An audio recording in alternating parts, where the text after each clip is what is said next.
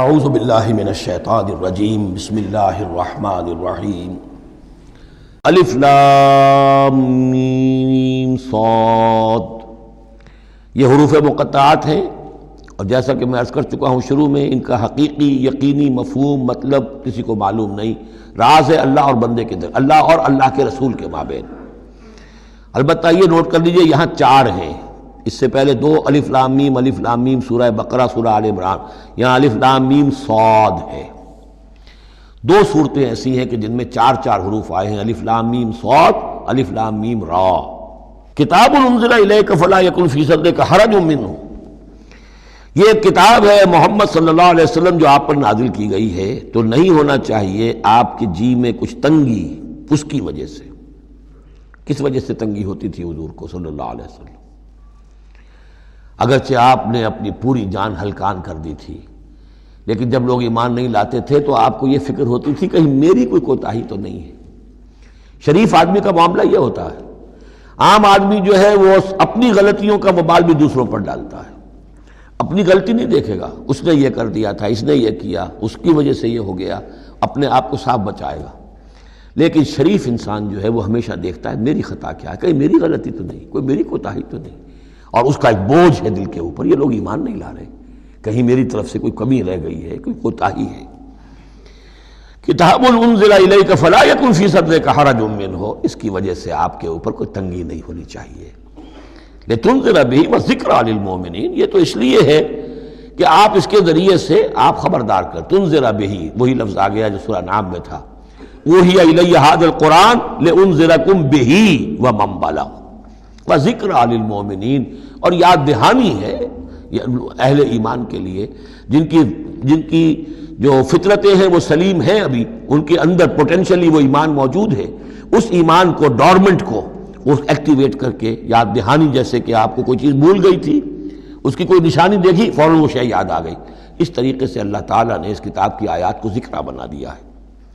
اتبعوا ما انزل الیکم من ربکم، پیروی کرو اس کی جو نازل کیا گیا تمہاری طرف تمہارے رب کی طرف سے. اب یہ کس کی بات ہو رہی ہے؟ اب یہ لوگوں سے خطاب ہو رہا ہے. پہلے حضور سے صیغہ تھا فلا یکن فی صدرک حرج، اتبعوا جمع کا صیغہ ہے.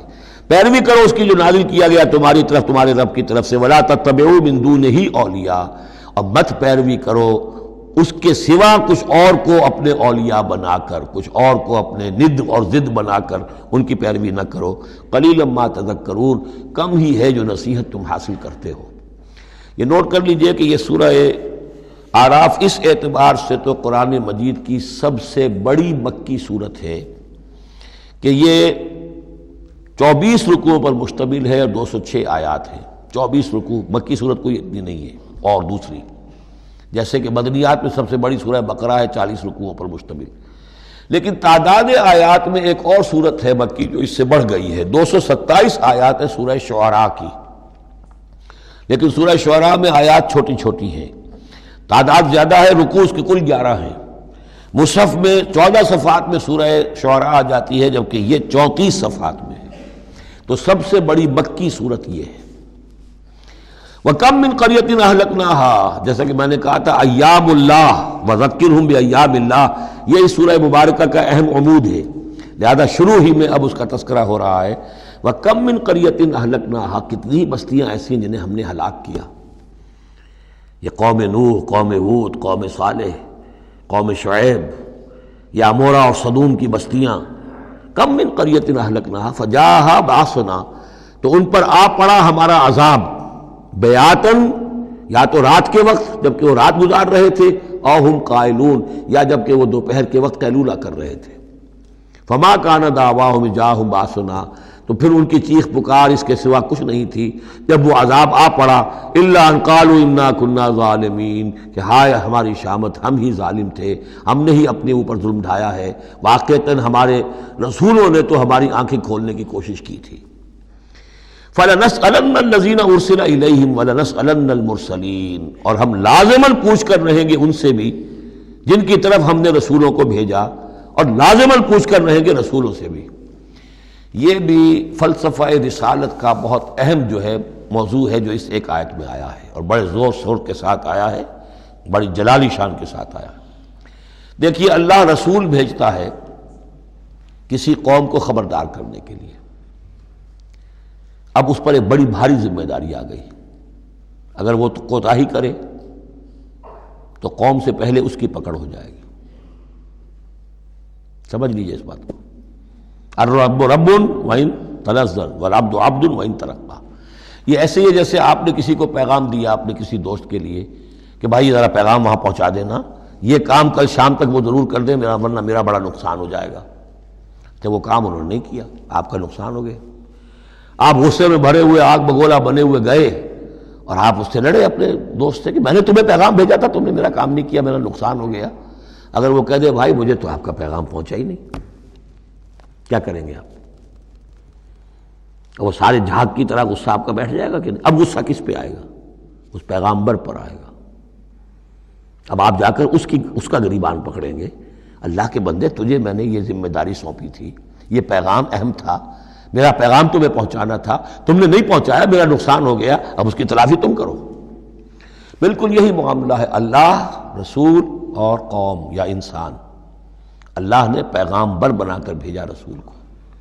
خدا نہ خواستہ بالفرض اس پیغام کے پہنچانے میں کوتاہی ہو جائے تو پہلا مجرم رسول ہے. ہاں وہ پہنچا دے تو وہ کیسا اے اللہ میں نے پہنچا دیا تھا، اب یہ ذمہ دار ہے. Now they are responsible. تو یہ جان لیجئے کہ یہ محاسبہ ہونا ہے امتوں کا بھی اور محاسبہ ہونا رسولوں کا بھی. فَلَنَسْأَلَنَّ الَّذِينَ أُرْسِلَ إِلَيْهِمْ وَلَنَسْأَلَنَّ الْمُرْسَلِينَ. ہم پوچھ کر رہیں گے ان سے بھی جن کی طرف رسول بھیجے گئے، اور ہم پوچھ کر رہیں گے رسولوں سے بھی. اسی کی ایک جھلک آئی تھی نا، ماذا اجبتم، کیا جواب ملا آپ لوگوں کو؟ یا عیسی ابن مریم انت قلت للناس اتخذونی وامی الہین من دون اللہ. کیا تم نے کہا تھا لوگوں سے، اپنی امت سے، اپنی قوم سے کہ مجھے اور میری ماں کو بھی الہ بنا لینا؟ اب اس کے لیے میں چاہتا ہوں کہ ایک نقشہ ذہن میں رکھیں آپ. جب 23 برس کی محنت شاقہ کے نتیجے میں حضور نے اتمام حجت کر دیا، دین کا غلبہ ہو گیا، سن 10 ہجری ہے، حج کے دن ہے، حضور خطبہ دے رہے ہیں. آپ نے اپنے خطبہ حجۃ الوداع کا اختتام فرمایا سوال سے، الا هل بلغت، لوگوں میں نے پہنچا دیا کہ نہیں؟ اور پورے مجمع نے جواب دیا، انا نشهد انك قد بلغت ونصحت واديت. اور ایک روایت میں آتا ہے انا نشهد انك قد بلغت الرسالة واديت الامانة ونصحت الامة وكشفت الغمة. ہاں حضور ہم گواہ ہیں، آپ نے امانت کا حق ادا کر دیا. یہ قرآن امانت تھی اللہ کی آپ کے پاس، آپ نے ہمیں پہنچا دیا. رسالت کا حق ادا کر دیا، ہماری خیرخواہی کا حق ادا کر دیا. آپ نے گمراہی کے اور ضلالت کے اندھیاریوں کے پردہ چاک کر دیا. کشفت الغمۃ. 3 دفعہ سوال کیا، 3 دفعہ جواب لیا، پھر 3 دفعہ انگلی سے انگشت شہادت سے آسمان کی طرف، پھر لوگوں کی طرف اشارہ کیا، اللہم اشہد اللہم اشہد اللہم اشہد.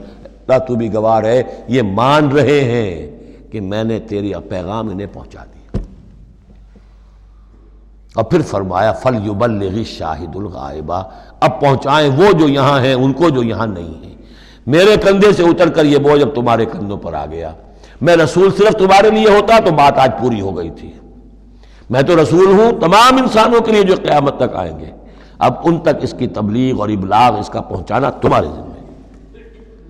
یہی گواہی ہے جو قیامت کے دن کھڑے ہو کر رسول دے گا. فَكَيْفَ إِذَا جِئْنَا مِنْ كُلِّ أُمَّةٍ بِشَهِيدٍ وَجِئْنَا بِكَ عَلَىٰ هَٰؤُلَاءِ شَهِيدًا. وہ گواہی جو حضور نے لی ہے اس روز، وہی گواہی ہوگی، اے اللہ میں نے اپنی اس قوم کو تیرا پیغام پہنچا دیا تھا. اب یہ ذمہ دار ہیں، یہ جواب دیں. They can't plead ignorance. یہ نہیں کہہ سکتا کہ ہمیں پتہ نہیں تھا، ہمیں بتایا نہیں گیا، معاملہ ان پر کھول دیا گیا تھا. تو یہ آیت بڑی اہم ہے. فَلَنَسْأَلَنَّ الَّذِينَ أُرْسِلَ إِلَيْهِمْ وَلَنَسْأَلَنَّ الْمُرْسَلِينَ. ہم لازماً پوچھ کر رہیں گے ان سے بھی جن کی طرف رسولوں کو بھیجا گیا، اور ان سے بھی جنہیں رسول بنا کر بھیجا گیا. وَلَنَقُصَّنَّ عَلَيْهِمْ بِعِلْمٍ وَمَا كُنَّا غَائِبِينَ. اور پھر جو کچھ ہم ان کے سامنے احوال بیان کریں گے وہ علم کی بنیاد پر کریں گے. ہم کہیں غائب تو نہیں تھے. جب جو کچھ ہو رہا تھا، جو کچھ محمد کر رہے تھے اور صحابہ کر رہے تھے ان کے، وہ بھی ہم دیکھ رہے تھے. اور جو کچھ ابو جہل اور ابو لہب کر رہے تھے وہ بھی ہم دیکھ رہے تھے.